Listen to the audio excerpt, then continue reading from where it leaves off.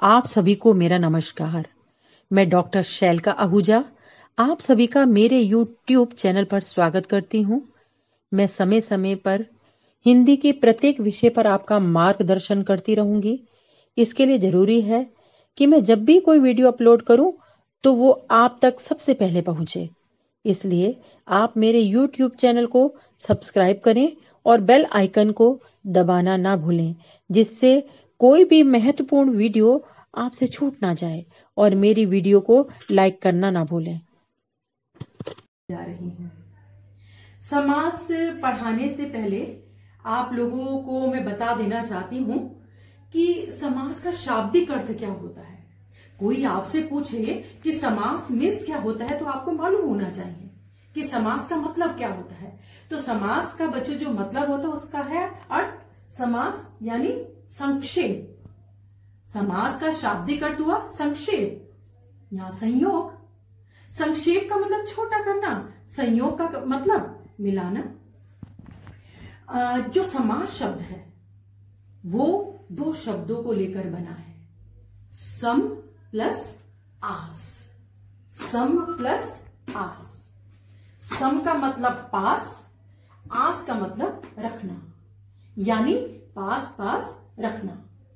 अगर हम इसको डेफिनेशन के रूप में ले, परिभाषा के रूप में ले, तो हम देखो क्या कहेंगे कि दो या दो से अधिक शब्दों को मिलाकर या पास रखकर नया शब्द बनाने की प्रक्रिया को समास कहते हैं। समास में ध्यान रखने योग्य कुछ बातें भी हैं, जिसमें सबसे पहले बच्चों हमें जानकारी होनी चाहिए कि समस्त पद क्या होता है। समस्त पद क्या होता है, पूर्व पद क्या होता है, उत्तर पद क्या होता है और समास विग्रह क्या होता है। ये समास के अंतर्गत सारी ध्यान देने योग्य बातें हैं जो आप लोगों को इसकी जानकारी होनी चाहिए बच्चों। समस्त पद यानी समास विधि से बना नया शब्द। समस्त पद क्या हो गया, समास विधि से बना नया शब्द। यानी जैसे राजा का कुमार, इसमें दो पद हैं, राजा और कुमार। इन दो पदों के मेल से बना नया शब्द राजकुमार। यानी ये राजकुमार जो शब्द है ये हमारा समस्त पद है। ठीक, पूर्व पद अब क्या होता है। पूर्व पद जैसे बच्चों राजा और कुमार। राजा हमारा क्या हो गया, ये पूर्व पद हो गया, और कुमार हमारा क्या है, उत्तर पद। यानी राजा और कुमार में राजा हमारा पूर्व पद हो गया और कुमार हमारा उत्तर पद हो गया, जिसका कि समास में आप लोगों का हर डेफिनेशन में, परिभाषा में पूछा जाएगा कि पूर्व पद और उत्तर पद के बारे में जानकारी आएगी इसमें। तो आप लोगों को मालूम होना चाहिए कि क्या होता है। और समास विग्रह, समास विग्रह यानी समास का विस्तृत रूप। यानी समास का विस्तृत रूप से मतलब हो गया कि राजा का कुमार, ये राजकुमार का समास विग्रह बना क्या, राजा का कुमार। यानी यही हमारा हो गया कि समास का विस्तृत रूप। राजकुमार का समास विग्रह क्या हुआ, राजा का कुमार। बच्चों अभी हमने पिछली वीडियो में समास की परिभाषा और समास में ध्यान रखने योग्य बातें समझी। अब हम आते हैं समास के प्रकार की तरफ, यानी समास के भेद कितने होते हैं। समास के 6 भेद होते हैं। पहला अव्ययीभाव समास, दूसरा द्विगु समास, तीसरा द्वंद्व समास, चौथा बहुव्रीहि समास, पांचवा कर्मधारय समास, छठा तत्पुरुष समास। आप लोगों का जो एग्जाम में आएगा बच्चों किस तरीके से आएगा, एक तो समास समस्त पद आ जाएगा और समास विग्रह पूछा जाएगा और समास का नाम भी पूछा जाएगा जो आपका एग्जाम में आएगा। और ऐसे भी आ सकता है कि समास विग्रह दिया होगा और आप लोगों को समस्त पद बनाना होगा, यानी दोनों तरीके से पूछा जा सकता है। ओके, तो अब हम देखते हैं कि सबसे पहले अव्ययी भाव समास को विग्रह कैसे किया जाता है, इसकी परिभाषा क्या है, इसके बारे में जानकारी लेते हैं। अव्ययी भाव समास। अव्ययी भाव समास यानी जिस समास में पहला पद अव्यय हो। पहला पद अभी मैंने पहले आपको बताया था कि पूर्व पद यानी पहला पद, जिस समास में पहला पद अव्यय हो उसे अव्ययी भाव समास कहते हैं। ये इसकी परिभाषा है। इसमें अब थोड़ा सा आप लोगों को इसका पहचान बताऊं कि अव्ययी, अगर आपके एग्जाम में आ जाए और एक समास दे दिया जाए और आपसे पूछा जाए कि इस समास को आप कैसे पहचानोगे, समास का नाम भी लिखो, तो आपको समास को पहचानना भी आना चाहिए। तो अव्ययी भाव को आप कैसे पहचानेंगे, इसके लिए थोड़ा सा मैं बता दूं कि इसमें उसने कहा पहला पद अव्यय होता है, यानी आप इसको उपसर्ग से पहचान सकते हैं। उपसर्ग यानी यथा उपसर्ग, तो आपने पढ़े ही है उपसर्ग। या उपसर्ग कैसे, यथा हो गया, प्रति हो गया, आ हो गया, भर हो गया, बे हो गया, निस आदि आते हैं। जैसे उदाहरण के रूप में ले लेंगे हम। उदाहरण में जैसे हमने लिया समस्त पद और विग्रह। थोड़ा सा बता दूं बच्चों आप लोगों को, जैसे यथाशक्ति एग्जाम्पल है, यथाशक्ति।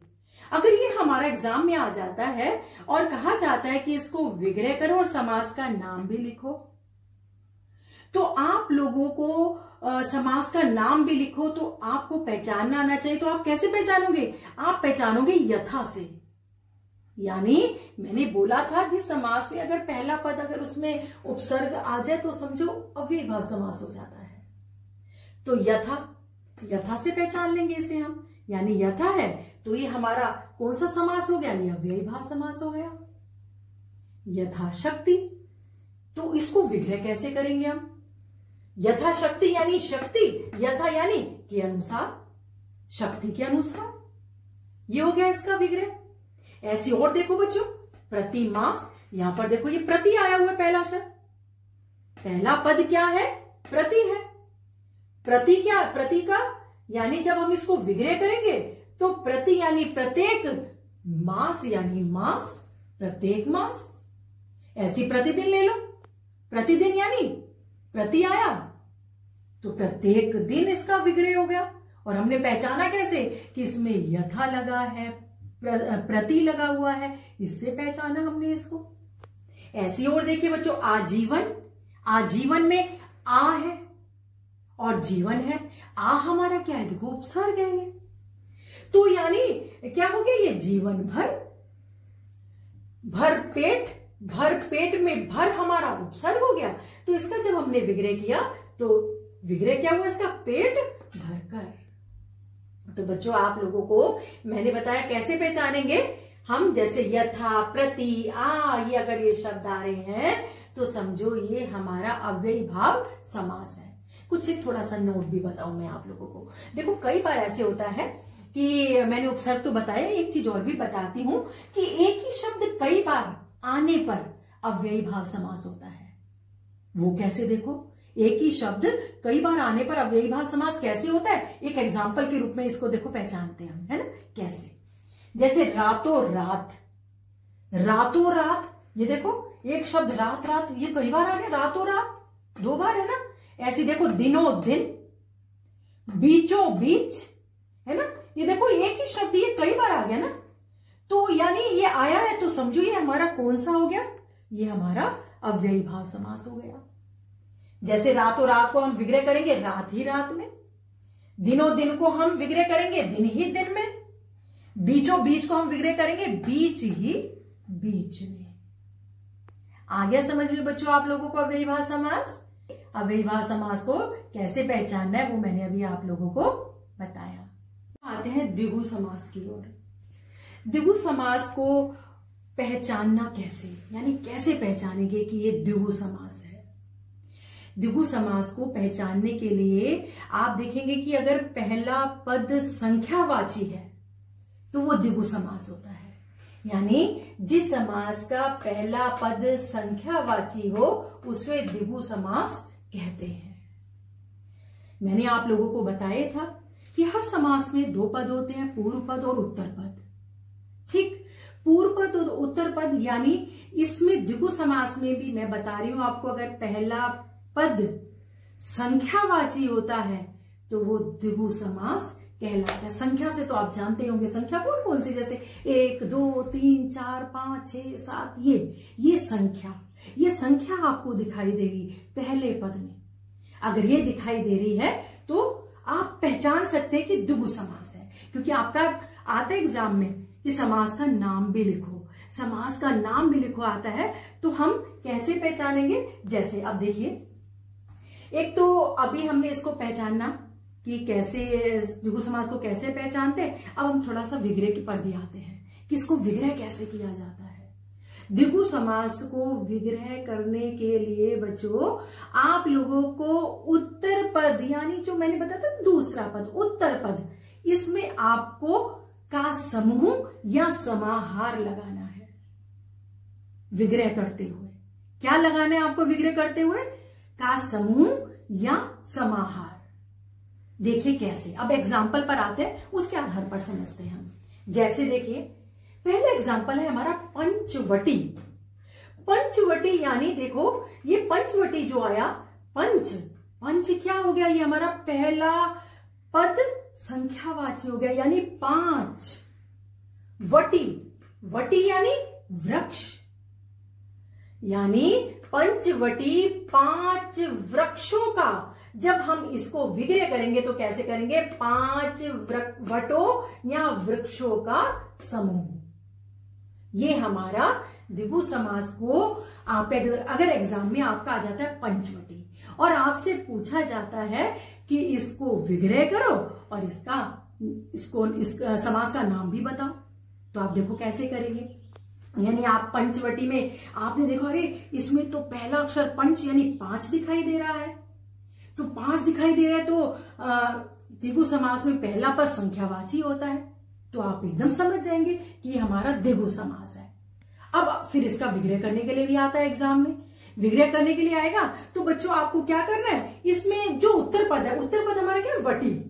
वटी उत्तर पद है, इसमें आपने का समूह या समाहार लगा देना है। तो हमारा क्या बना? 5 वटों या वृक्षों का समूह या समाहार।